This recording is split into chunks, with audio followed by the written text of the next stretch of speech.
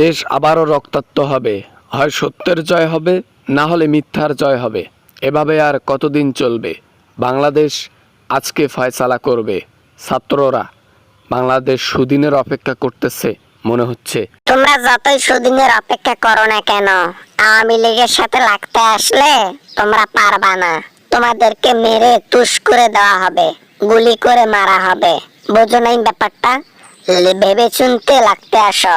আমরা মারা যাওয়ার জন্য প্রস্তুত। আমাদেরকে গুলি করুন, আমরা বুক পেতে দেব, আমরা মারাই যাব।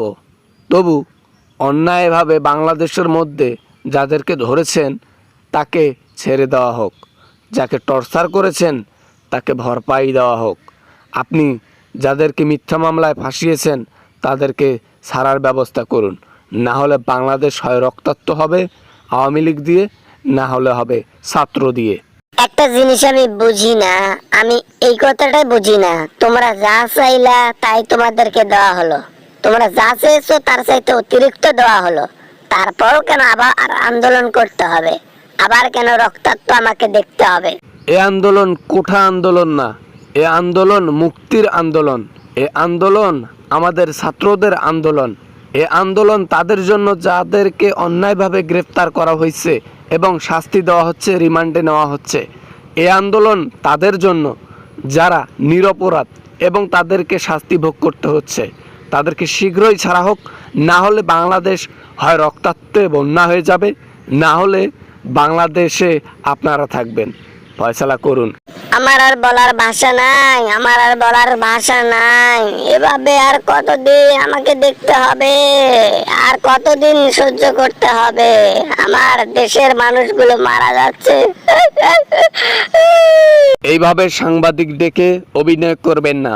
এইভাবে অভিনয় করার জন্য আপনাকে অস্কার দেবে না অন্য কেউ, ঠিক আছে? আপনি যে অভিনেতা অভিনেত্রী, আপনাকে সেটা দেখলেই বোঝা যায়। ওদিকে পিছন মারতেছেন, এদিকে সান্ত্বনা দিচ্ছেন, ভিজা বুকের মধ্যে ভিজা গামছা দিয়ে থ্যাপাচ্ছেন। হ্যাঁ, আমরা যাদেরকে গ্রেফতার করেছি, আমরা যাদেরকে রিমান্ডে নিয়েছি, তারা শাস্তির যোগ্য ছিল, এজন্য তাদেরকে গ্রেফতার করেছি। বিনা অপরাধী কাউকে আমরা ধরি নাই বা তাদেরকে শাস্তিও দেই নাই, বুঝছো?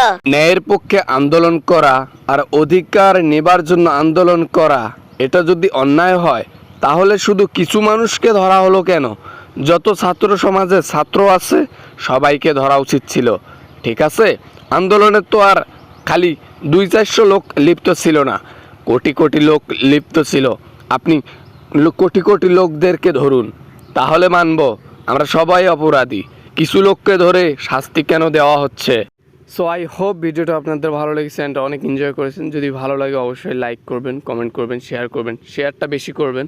আর চ্যানেল নতুন হয়ে থাকলে সাবস্ক্রাইব করবেন। ধন্যবাদ।